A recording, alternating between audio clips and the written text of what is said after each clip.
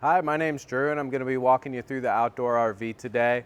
We're going to start right up front here. We're going to work our way around the unit from component to component, hop on the inside, do much of the same in there.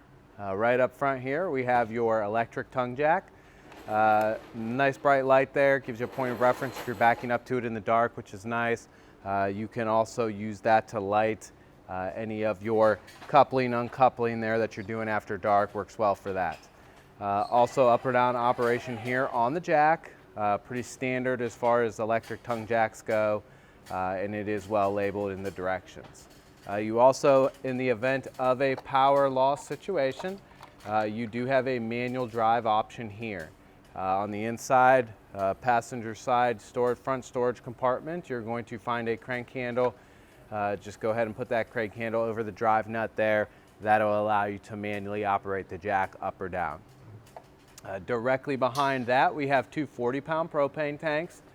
Open and close valve here on the top. Although it is slightly bigger than your standard barbecue variant, it does work exactly the same. Open and close valve on the top.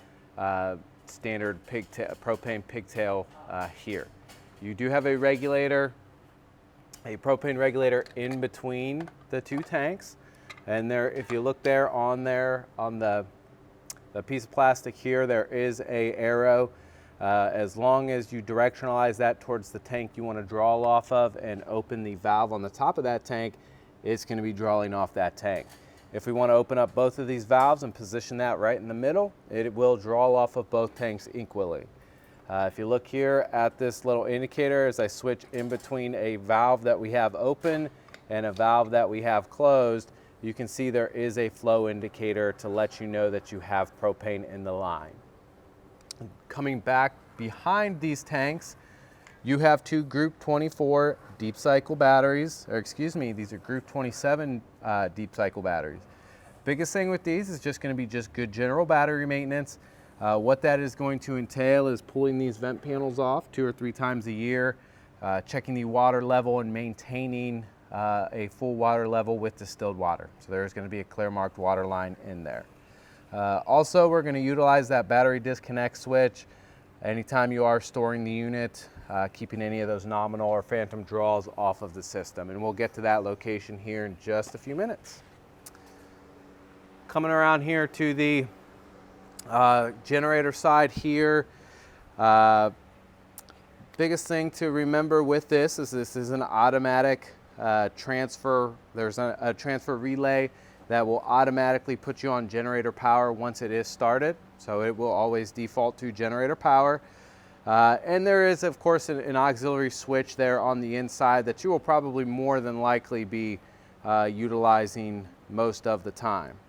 This is a 3600 watt generator. There should be no issues with running everything in the unit and having power left over, essentially.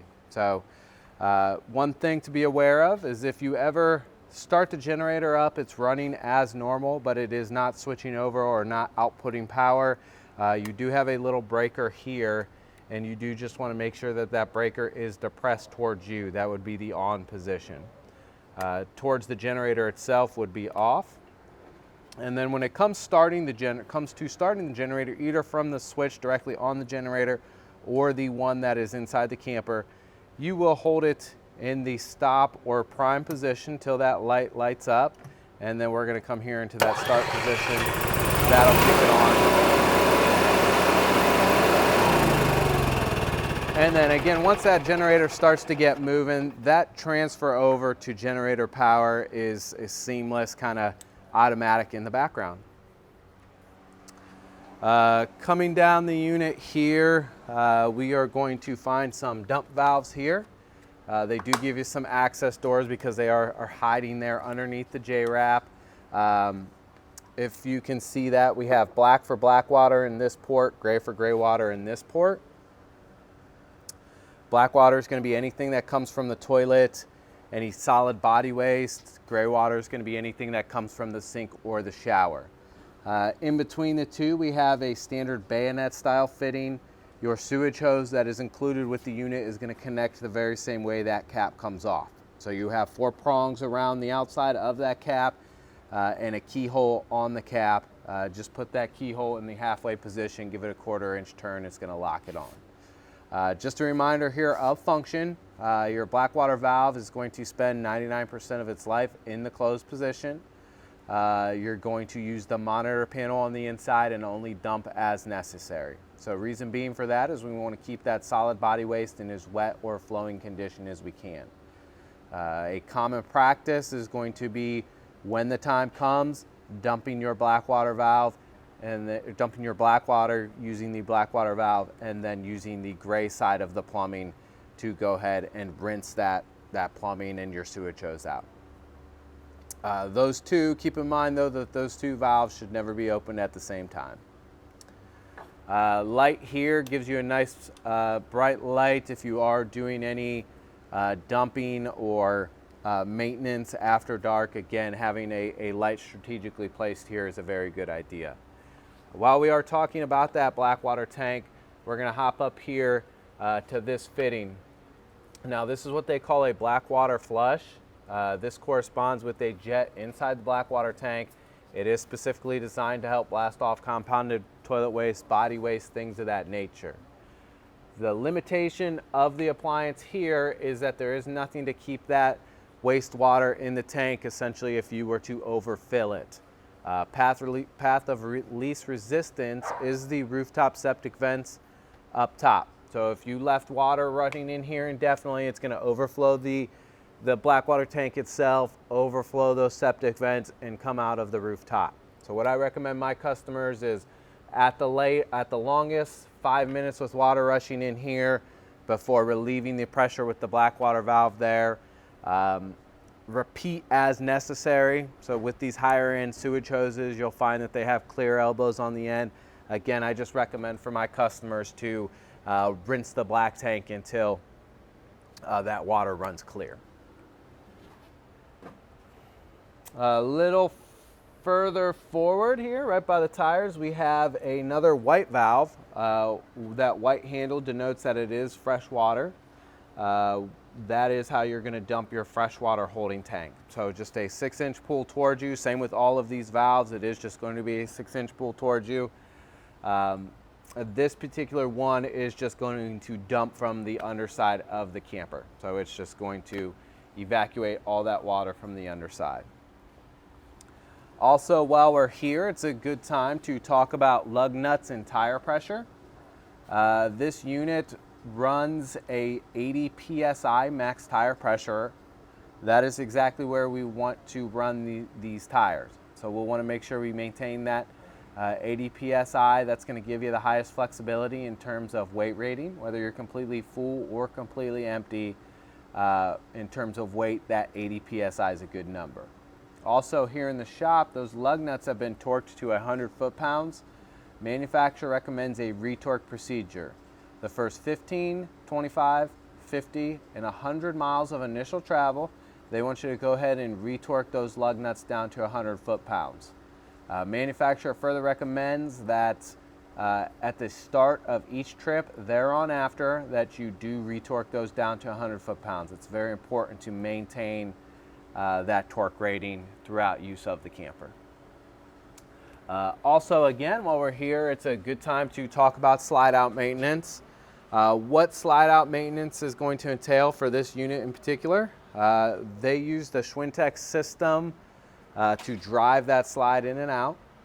What that's going to take is lubricating these tracks top to bottom, left and right, and you're going to do that every 90 days. You're going to use a dry silicone lubricant. Generally, those lubricants come in an aerosol can. Just spray the tracks down. Again, top to bottom, left to right, run the slide in, run it out a couple times to distribute that lubricant, and you'll be good to go. Also, in that same maintenance schedule, we're going to want to condition these seals, especially here in Texas. We want to keep this rubber nice and supple from drying out. Now you have these seals, they run all the way around the outside of the slide. They also run all the way around this side of the slide, and you have them inside as well. So essentially 3 sets of seals that will need to be conditioned. Of course, it's going to be my recommendation to condition the ones that are exposed to the weather every 90 days, you could probably get away with conditioning the ones on the inside maybe once a year, just because they're not exposed to those environments. Again, of course, number one, follow the instructions on the product that you're using, but should go something like this. Of course, spray that seal conditioner down. Generally, it'll come out as a kind of a white bubbly product. Once that product or those bubbles have dissipated, usually you wipe the excess off from there and you're good to go for the next 90 days. So just keep that in mind. Also, I guess while we're talking about slide out maintenance, it's a good point to bring up maintenance on the rest of the unit as well. When it does come to seals, every 90 days, you are going to do a 360-degree top to bottom inspection of the unit. What that entails here on the body is going to be an inspection of the seals where any two pieces come together. So anything you see here on the body, there should be some sort of sealant there. What you're going to find mostly on the body is going to be a 100% silicone product. Feel free to source that from any hardware store. On the roof, you're going to be using a slightly different sealant. That is generally an RV grade lap sealant or self-leveling sealant. You will probably be sourcing that from a RV parts supplier or parts department. And again, that's a 360-degree inspection of all of those seals every 90 days. And the idea behind it, or the premise, is that if there is any degradation in those seals, that you can catch it immediately and repair as necessary, spot seal as necessary, keep any water intrusion from happening. Coming on down here,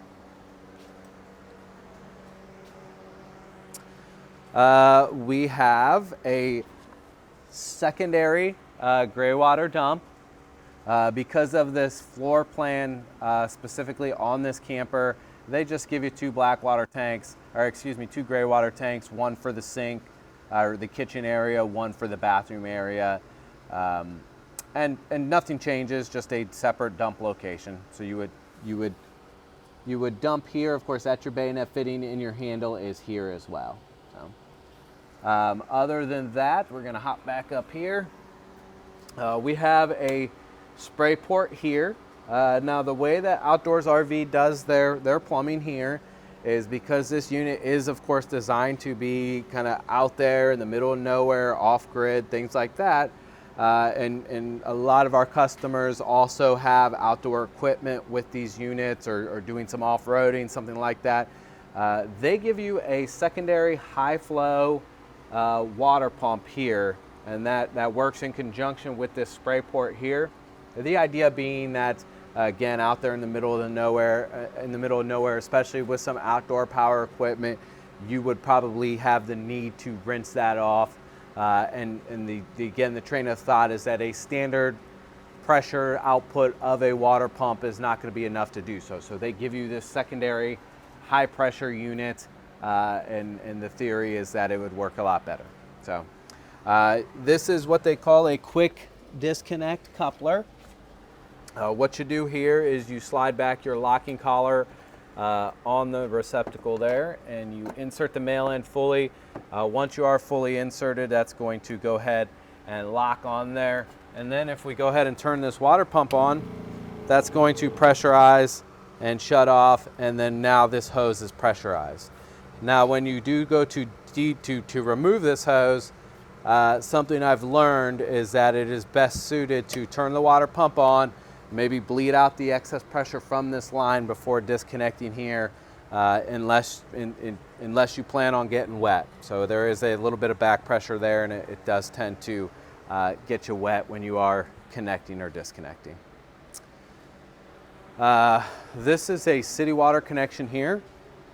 When we are talking about city water connecting, and again, this is just going to be the connection that you're going to use if you are staying in the capacity of an RV park. You're going to go ahead and use this connection anytime you have access to full-time running water. Now, most important when we do talk about city water is the water pressure. So we want to maintain water pressure somewhere in between 40 and 75 psi with all of these units. So we include a water pressure regulator with your purchase. This is going to keep that water pressure below 40 and 50 psi. Generally, you are going to hook this onto the spigot side of the hose, or excuse me, spigot side of the water source, and then you have your hose there. You connect to the trailer bound connection by rotating that connection there. For some people, this 40 to 50 psi is not enough water pressure. Again, you can go anywhere in between that spectrum of 40 to 75 psi. They have adjustable pressure regulators. They have high flow pressure regulators. Just keep it below 75 psi. 10-gallon capacity water heater here. This is a dual source water heater, runs on 110 volt standalone electricity, or runs off of propane gas with 12 volt ignition. Both of those switches, it is auxiliary switched. There is no pilot light that needs to be lit or anything like that. There is a fair amount of maintenance with it, not only to keep it operating in tip-top shape, but also to keep you safe when you are maintaining it. So, manufacturer has two very specific recommendations. Number one is going to be draining the unit anytime it's going to be in storage for more than 7 days, and also priming it when you do use it after it's been drained. So what they're getting at there is they don't want you lighting it with without any water in it. So starting with draining it, it is very important to again follow this series of steps to keep you safe and keep the appliance in good shape. So number one is give it ample time to cool down, a lot longer than you may think. Generally, my recommendation is about 8 hours. Once you are fairly certain that it has cooled down, you need to depressurize it. That is the absolute most important thing, is you need to depressurize it. You can either use the high pressure relief valve and manually depressurize it here. Will slightly make a mess of things and can be slightly intimidating to do it here. You would probably feel more comfortable just opening the hot side of any fixture in the unit. So any fixture, just turn the hot side of the plumbing on. As long as you have interrupted the flow of water into the unit or turned off your water pump, as long as there's not fresh water running into the unit, if you turn the hot side of the spigot on, it's going to depressurize the unit. The reason why we want to depressurize the unit is because we are then going to come here and remove this drain plug. Now, if we try and remove that drain plug without depressurizing it first, it's going to spit that drain plug 20 feet that way, if you're lucky enough not to be in the middle of it or in front of it. So once you depressurize it, and again, that is the most important step, you're then going to come here with an 1.1/8" socket and extension. When we back that drain plug out, the remaining 8 or 9 gallons of water will then pour out over this area. There's really no way to contain it. You can try and put a bucket underneath of it, but again, it's going to choose the path of least resistance, so make sure you have an area where you don't mind getting wet. So once we pull that drain plug out, we're going to see that it is much more than just a drain plug here. So this drain plug pulls double duty. It's not only a drain plug, but it is an anode rod as well. With any anode rod, they act like a magnet for hard water deposits, calcification, things like that. So all that stuff deposits on the anode rod, eats away at that, as opposed to the inside of the water heater. So it is a consumable part. Expect to get a year or two in between changing your anode rods. Does start out about 3/4 of an inch in diameter by 12 inches or so. When it needs to be replaced, it'll be about the size of a pencil and look very decrepit. And again, you should be well aware of the condition of that anode rod, because you're going to be seeing it every time you are bringing the unit back to store, because you're going to be draining this anytime you're storing the unit for more than 7 days. Now on the flip side of that conversation, once the unit is emptied, before we use it again, we do need to fill it up.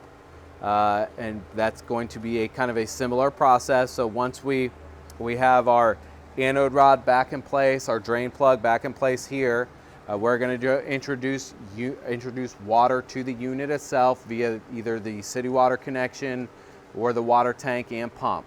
Once that water is introduced, we're just going to turn the hot side again of any fixture on. What's going to happen initially is that flow on that hot side of the spigot is going to be very bubbly, interrupted, very spitty.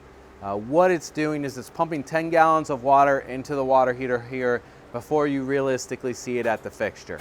So once that flow normalizes at the fixture, that is a very good indicator that you do have 10 gallons of water in here, and you can go ahead and light it again, whether that is off of 110 volt electricity or 12 volt ignition with propane burning gas. So, also, if we take a look here at the door of the appliance, we have these, they screen it off here, and then we have some louvers here. What happens, especially down here in Texas, is mud daubers can fly right in there.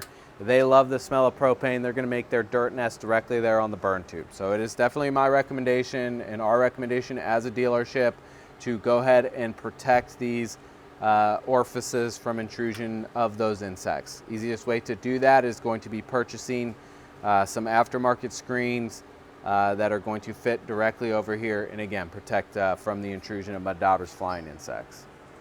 Once those screens are in place, we're going to put the door on by putting these studs on first, and then once we're in here, we pull this towards us, give it a rotate there, and it will stay on. Coming around here to the back side, we have your 30 amp 110 volt power supply here. It only plugs into the unit one way. So if we look at that plug there, it is only going to make sense that it is accommodated one way. From there, we plug straight in. Once we are fully seated, we're going to give it an 1/8 inch turn to the right. That locks it in. Then we do have this secondary collar here to screw down and lock it in further. Below that, we have your cable satellite inlets there. Those are standard RG6 cable fittings. What you'll find out there in the wild is that some higher end campgrounds, KOAs, they often will provide a part cable service. What that means is that you just have, you know, TV service provided to your campsite. This would be the inlet of that service that's going to again just be a pass-through connection to the designated TV area of the camper. And then again, most satellite providers these days are offering a aftermarket satellite package geared towards RVers and campers. And again, not very complicated. These are just the inlets of those services. We have a ladder here that's going to give you rooftop access. Again, at the very least, you need to be up on that roof once every 90 days, inspecting those seals, make sure that they are remaining in good condition. Nice heavy duty tube bumper here. You do have storage on either side of the bumper. Just remove that plug. You can store most sewage hoses in there, or any long storage needed. Of course, you have that available to you. You also do have a receiver hitch here, and a nice sticker to remind you that the max capacity is 250 pounds. If you want to throw a cargo rack back here, a bike rack, anything that you could think of, just keep in mind 250 pound max capacity on that receiver. What we have here is your furnace. From a maintenance standpoint, not really too terribly much you're going to be doing with that.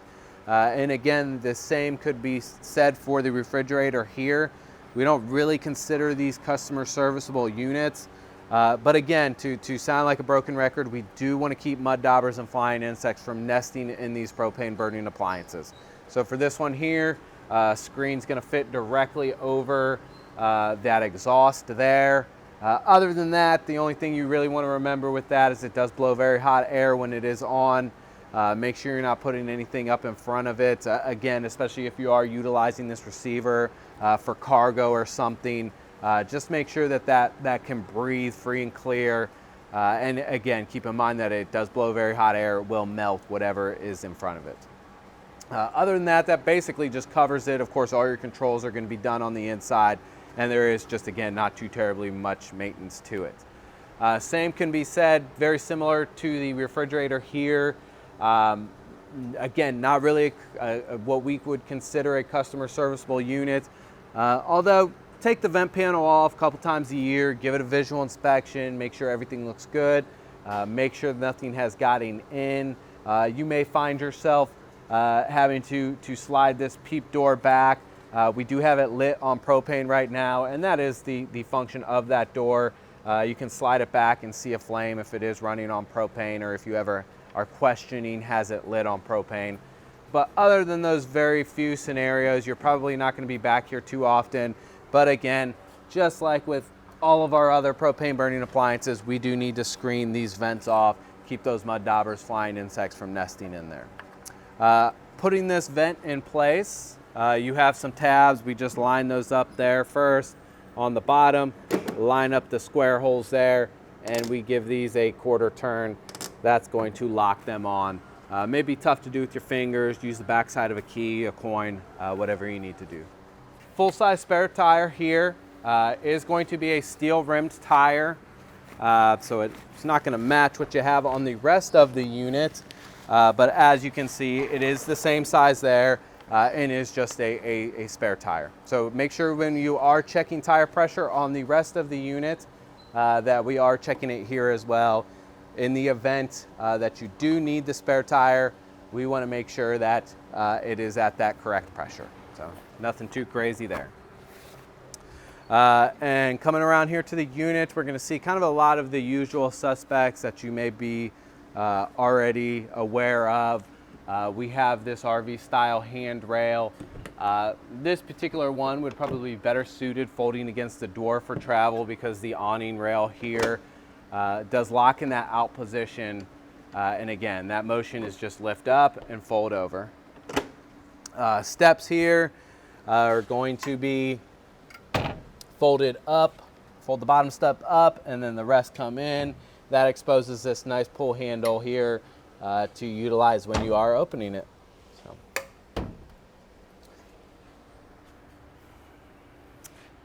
Things like the awning and the outside speakers, things like that, we're going to get to the operation of those there on the inside. They are, again, kind of auxiliary controlled from the inside, so we'll deal with that there on the inside. We have your potable water here, or non-pressurized water here. If you're doing any dry camping, anything like that, hopefully before you get there, you will have access to running water. You'll stick a drinking water hose directly in there, fill it up to it overflows. Once you are full, of course, we're going to cap it off. And again, this is non-pressurized water. The manufacturer has built in a 12-volt water pump, and that is designed to make that water usable by drawing it up from the tank and to the fixtures. So again, we'll get to the location of that switch there on the inside. Just keep in mind that this is where you fill that tank. Earlier, we saw where we dump that tank. So just keep that in mind. Couple all-weather outlets here, a couple 15 amp outlets, standard household outlets, should look somewhat familiar to you there. Again, same style step as we already saw. Again, that motion is going to be the third step folds up, and then the second one folds in as well.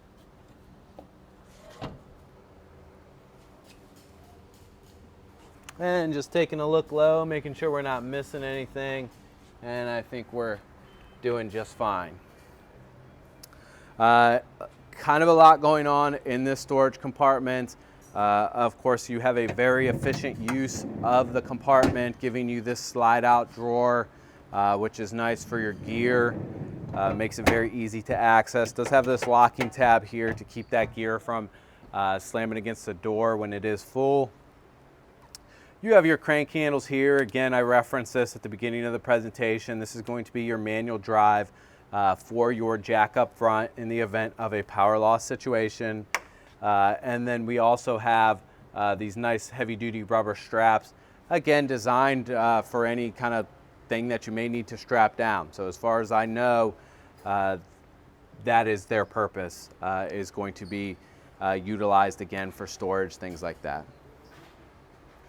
Inside this compartment here on the front wall, we have, again, kind of a lot going on. Very easily we have that switch, which that light fixture, which the switch is directly on the fixture. This light here is going to light the battery compartment up front. So if you have if you need to maintain those batteries or check voltage or something like that at the tongue of the camper, you can light that area. Beside that, we have your stabilizer jacks. The one there on the left is going to be for the front jacks, extend or retract there.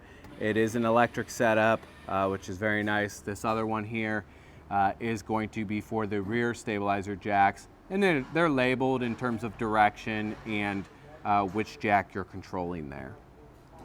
And then below that, we have your battery disconnect switch here. That is going to be used to isolate those batteries up front, mainly for long-term storage. So what happens is there's going to be, backlit displays, kind of nominal or phantom draws on that 12-volt system that from day to day are really no big deal. But when you store the unit and they are compounded over many months of storage, you may find that they wear and tear on the battery. So what we're going to do is we're going to want to disconnect that battery, again, for periods of storage. So when we look at this, of course, it is indicated here in the on position. If we want to disconnect that battery, just give that a turn. That's going to go ahead and isolate those batteries. That isolates that battery in every sense of the word. Does the very same thing as physically disconnecting the battery. So just keep that in mind. And then lastly here on the outside is we have this ZAMP style solar plug here. That is, again, a direct connection to the battery bank, and that is used to supplement any rooftop solar with a portable solar option. The idea being is that you plug directly there into that port, you take your portable panel out there into the sunlight, position it for you. Anything that kind of fits into that portable category is only going to help further supplement that rooftop solar. Again, you're going to look at like maybe a battery tender, battery charger, in terms of output. So I wouldn't expect to get some crazy runtime off of some portable solar, but it is a nice addition and does help, again, supplement what you already have. That just about covers it here on the outside. Oh, we got one more thing, and it's gonna be your toy lock. So again, as I referenced earlier in the unit, these outdoor RVs are very popular with people who like to run outdoor equipment. And in the event of doing so, you may find yourself needing a way to secure that equipment. It's nice that they did build on this toy lock. Now this is a ratcheting lock. You can pull that out as much slack as you need. Again, wrap that around any outdoor equipment you have and secure it. So on your key ring, you're going to find a key for that lock cylinder there. So a very nice feature. That does just about cover it here on the outside. We're going to walk here walk into the door and start going over that stuff here in just a few minutes. So coming right here inside the door, kind of a lot going on when you come right inside the door. We're going to focus here on all of your buttons here and their function, and then we're going to hop over and do the refrigerator and get that out of the way. So what we have here starting up with this lighted switch here, that's going to be your freshwater tank heater. Of course, any outdoor RV camper is a 4-season camper, so we need to heat that tank in sub-freezing temperatures to keep that water usable, and that is how you're going to do it. So if the lighted switch is on, that tank heater is on. And then this switch should look somewhat familiar. We saw a very similar switch directly on the generator itself. This is just that auxiliary switch. So again, we're going to hold that into the stop position until we see that light up. Then we are going to come here to the start position and may or may not be able to hear that generator start up there on the outside. But now we are running on generator power. So there was no switch over, automatic transfer relay. Again, and anytime that generator is running, it's going to prefer generator power. hour counter there as well. And you will be, of course, Cummins Onan has its own service manual you'll find with the unit. Take a look at that. You are going to follow their own maintenance schedule in terms of oil changes, things like that. And that generally all comes off of the hour count here. So keep that in mind. Next up, we're going to come down here.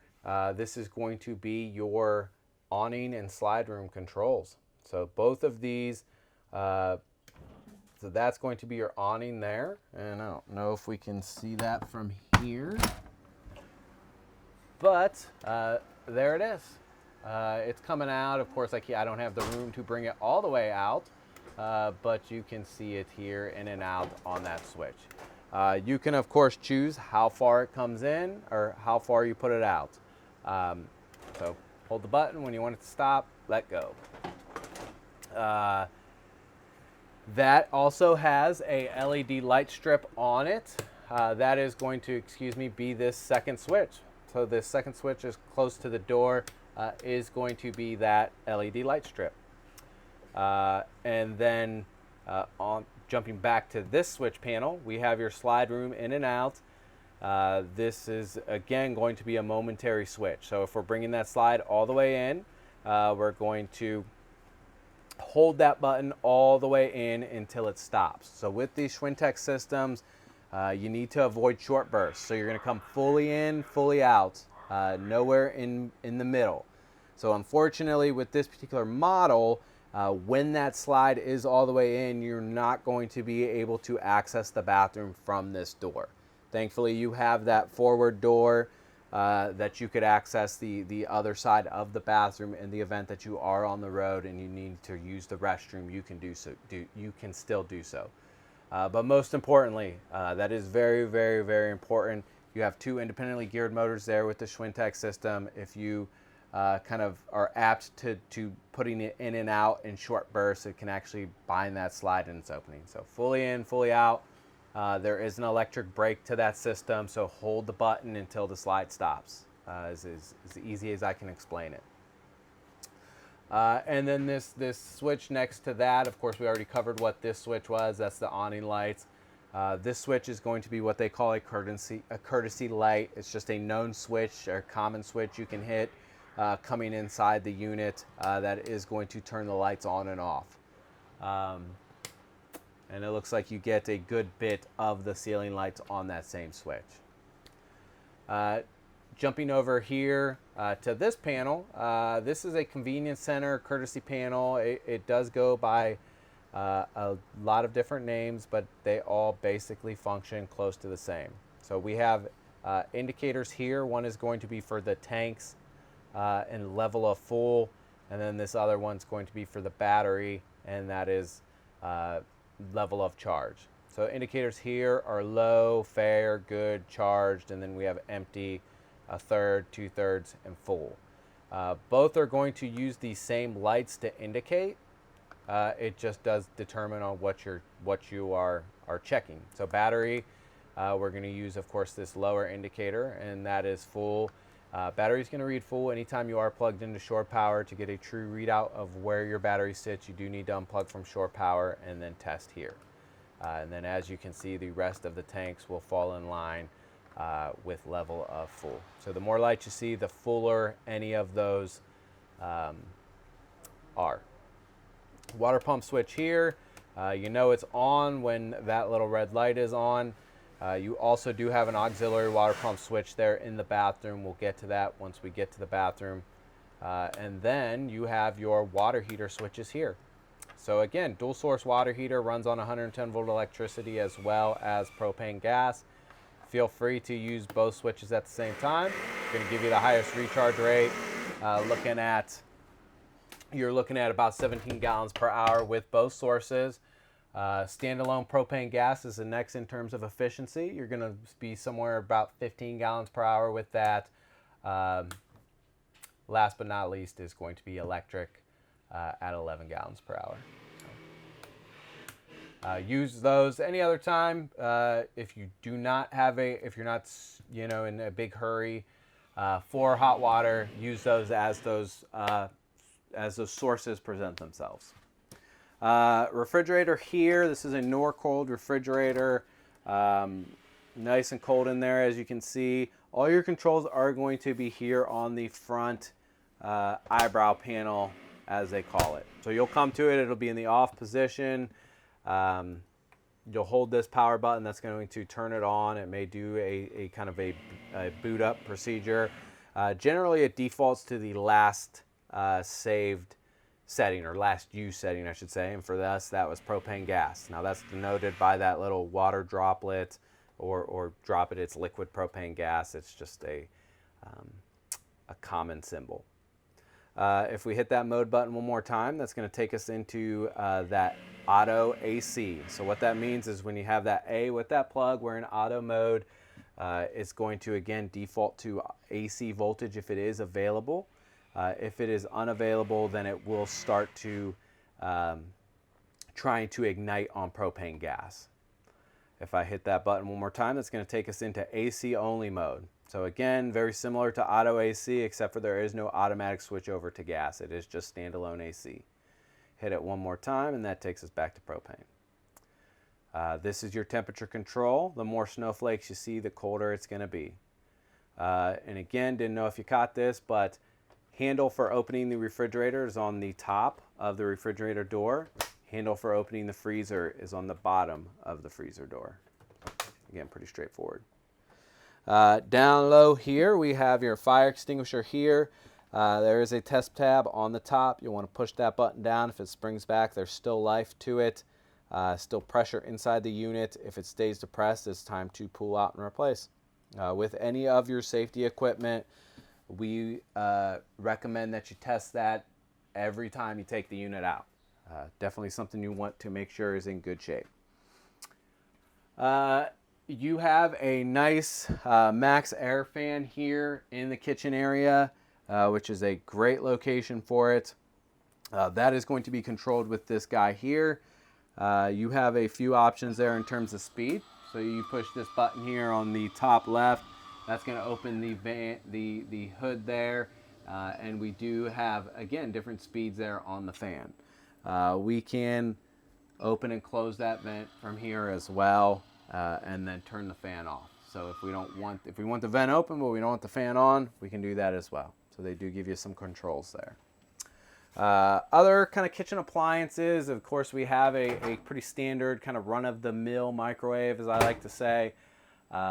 Will function, again, very much like you're used to that you see in the residential sector. It is a residential microwave. Fan, light here. Again, these are all pretty standard stuff that you may be used to seeing. Cooktop is going to probably differ from what you generally see these days. Of course, you do have this nice tempered glass countertop extender. If you're doing any meal prep, it is a very nice feature. You can fold that up. Then when it comes to lighting it, you will light it by turning the knob to the light position. And then if we go ahead and turn that sparker clockwise, it's going to go ahead and light those burners up.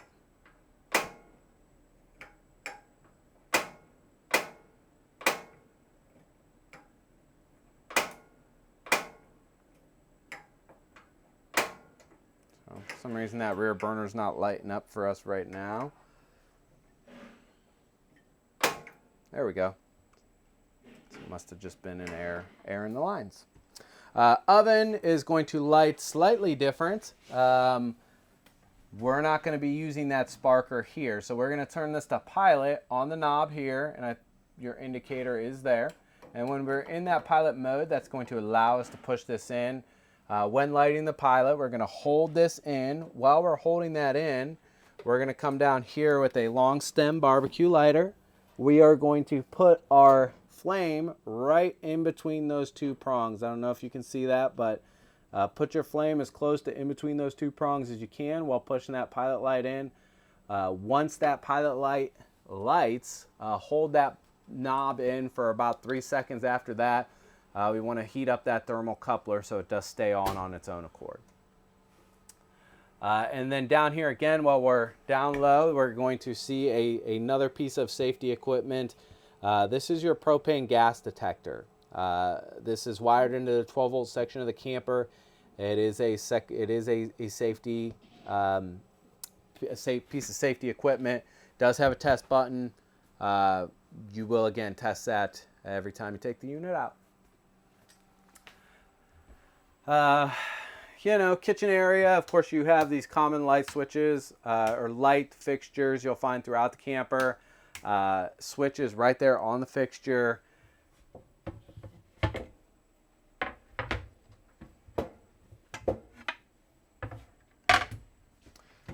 Nice large open sink. You do have multiple sprayer options as well as that pull out sprayer. Nice kitchen area in this camper. Cabinetry here, of course, we don't need to spend too much time on that. Is again pretty kind of straightforward stuff. Back here, something to speak of is this access panel here. If we were to pull that out of the way, that is going to expose the backside of your water heater here. Now, if you are doing a full winterization process, what that is going to entail for you is draining all the water from the unit, bypassing the water heater, and filling it with an RV grade antifreeze. Now, here in this compartment, we have bypass instructions. Just follow those instructions. Also, in this panel, is going to be hard to pick up on film, but you also have low point drains in this compartment here. Let me see if I can get some light in there. So you back there, again, very hard to see, but you do have some valves. Just keep in mind that that is the location of those low point drains. They transition through the floor, so we're going to open those valves up. That is going to drain the water anywhere in between water source and fixture is going to drain those lines. And again, I apologize, it's just not something that translates to film exceptionally well. Just keep in mind their location.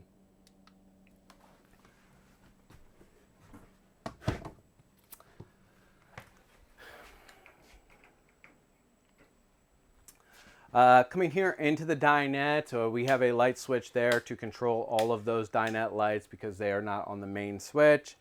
We have a very large dinette here. This is a secondary, secondary sleeping area if you were inclined to use it that way. What you would do is you would wrestle this tabletop from these pedestals here. So you got two pedestals here.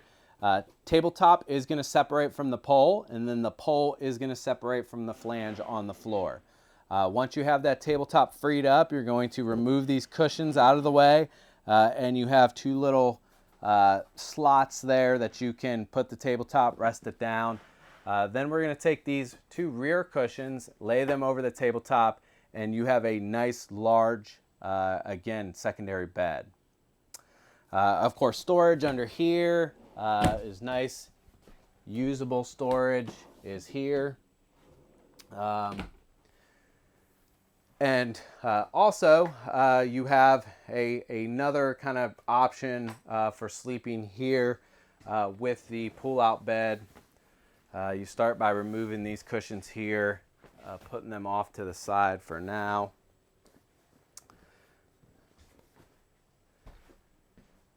And you lift this cushion up. And once we lift that up, we see it exposes some legs here. We can go ahead and fold those out now. And they are positionable. So you can, of course, make them longer or shorter if you need to space this up. And then once I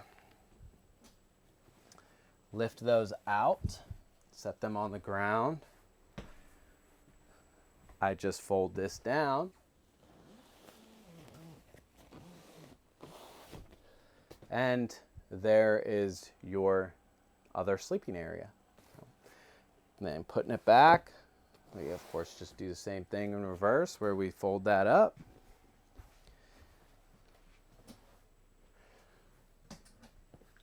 And we lift this up, fold the legs in, and everything is going to go back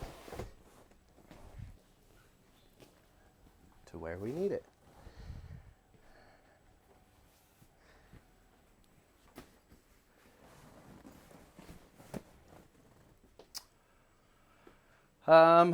We have your fuse panel breaker box here on the floor.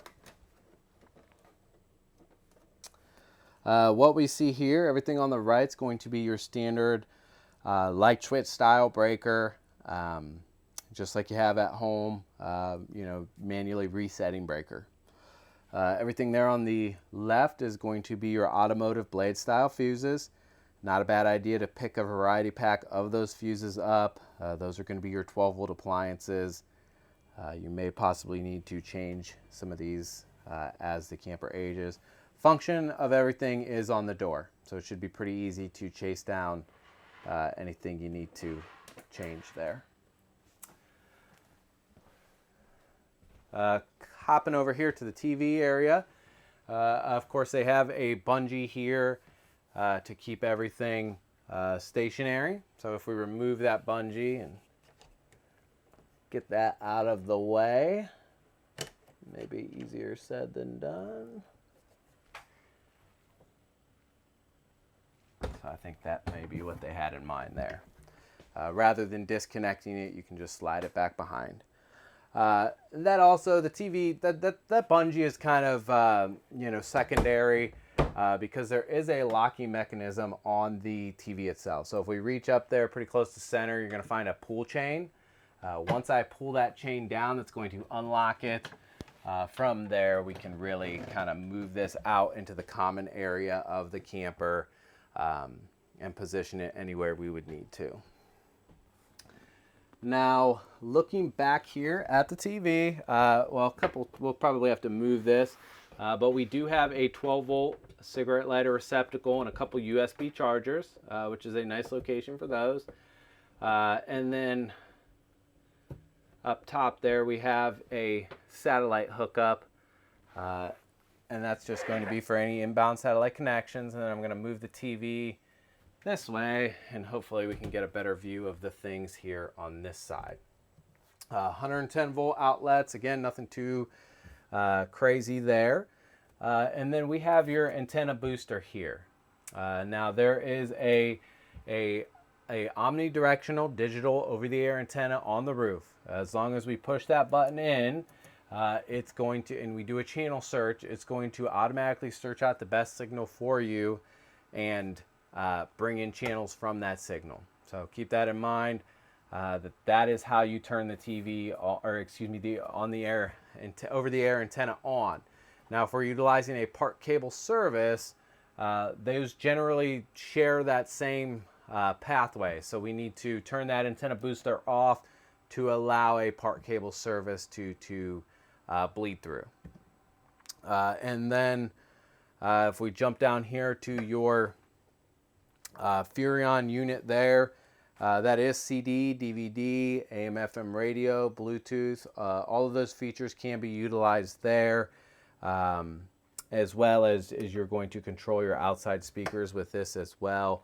You're going to do that with your zone buttons here.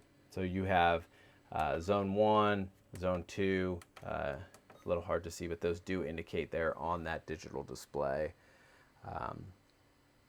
And really that's the most important thing, is controlling volume. Mode button is going to be done with this here, so that'll cycle you through the modes. You have a Bluetooth standalone button there. If you're CD or DVD, just put the disc right in the slot. And again, I mean, it does have its own service manual. If you have any questions with that, of course, consult the service manual. If you do not find your answer, give us a call. We can walk you through it. So, moving on. Light here is just, again, going to be another light switch for kind of the hall area here, if you want to consider it that. Up above here, we have your thermostat. So this is going to be a one-stop thermostat for your heat and air conditioner. This switch here on the multi-positional switch here on the left is going to be for your modes. And then the one there on the right is going to be for fan speed. So if we go all the way to the left, that's going to turn on that air conditioner. We have a slider here for temperature, so we kind of slide that to where we want to keep that, maintain that temperature.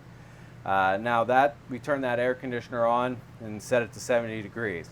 Now in order for that to reach 70 degrees and shut off completely, we need to make sure that this is on the left side of that, that this switch is all the way to the left. That's going to put that fan in auto mode.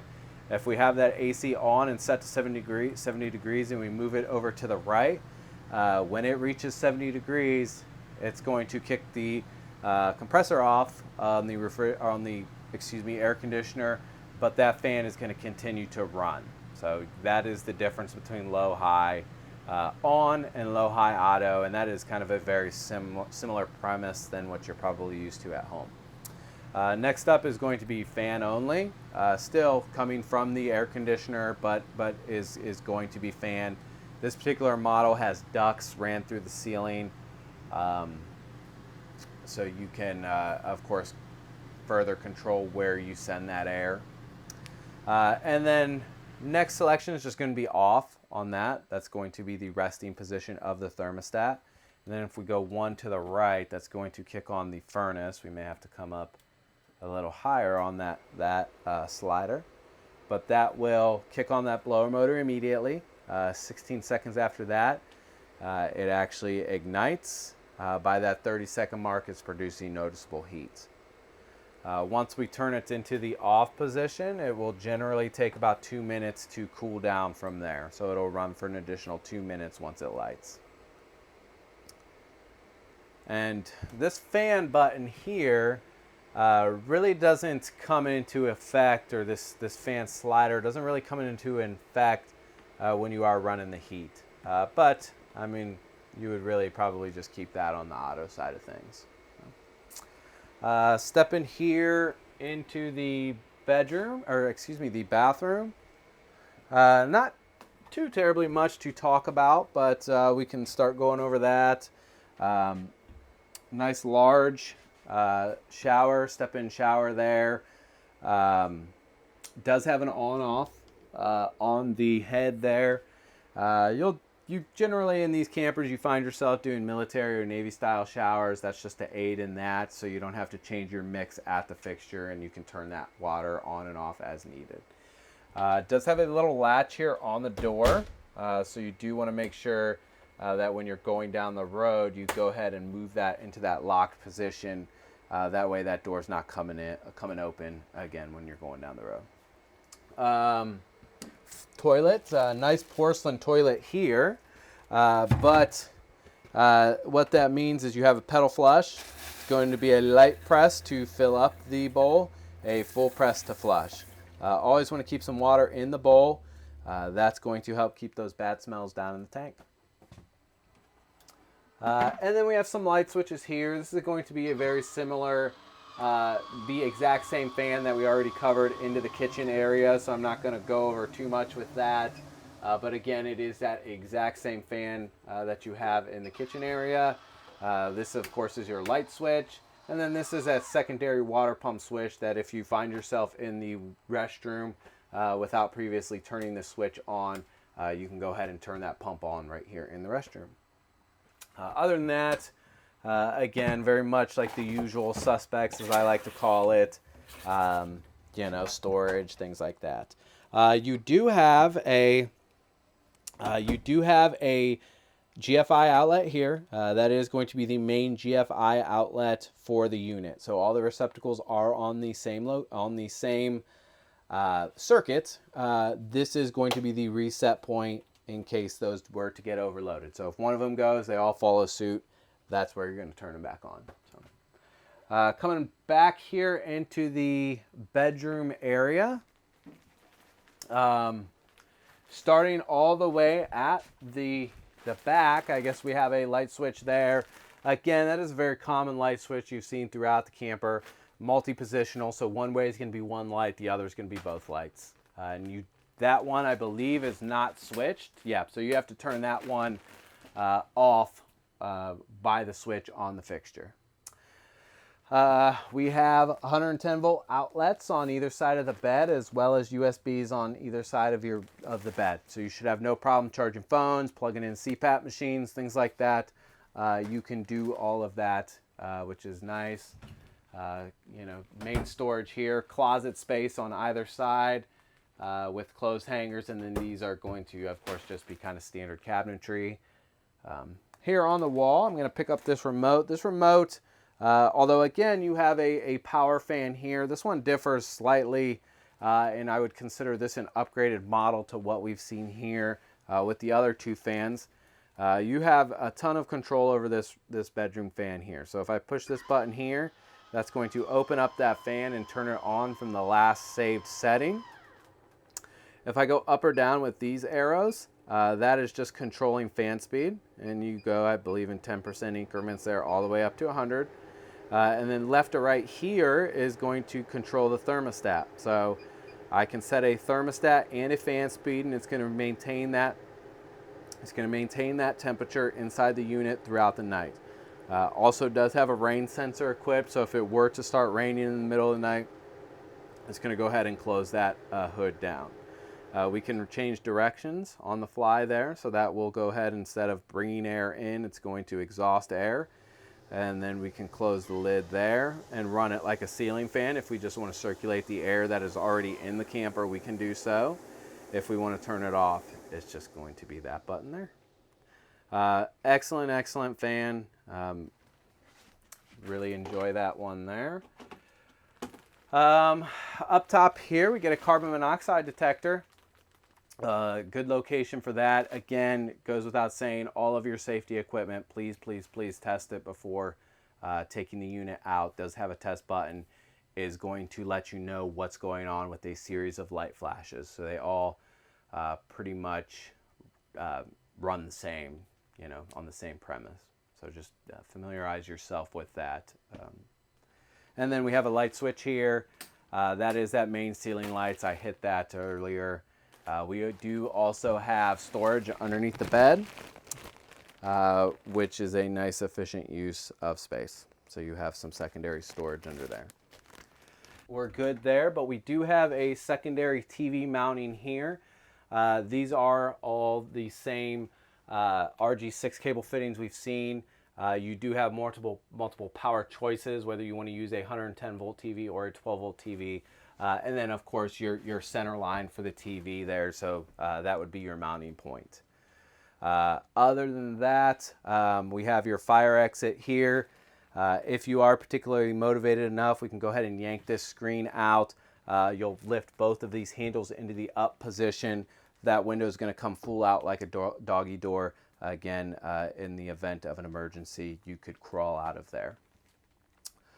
And that just about covers it. So if you do have any questions or concerns, please don't hesitate to give us a call. We are pretty familiar with these units. We can walk you through most of this stuff over the phone if you do need kind of any further introduction to any of this stuff. Thank you very much, and take care.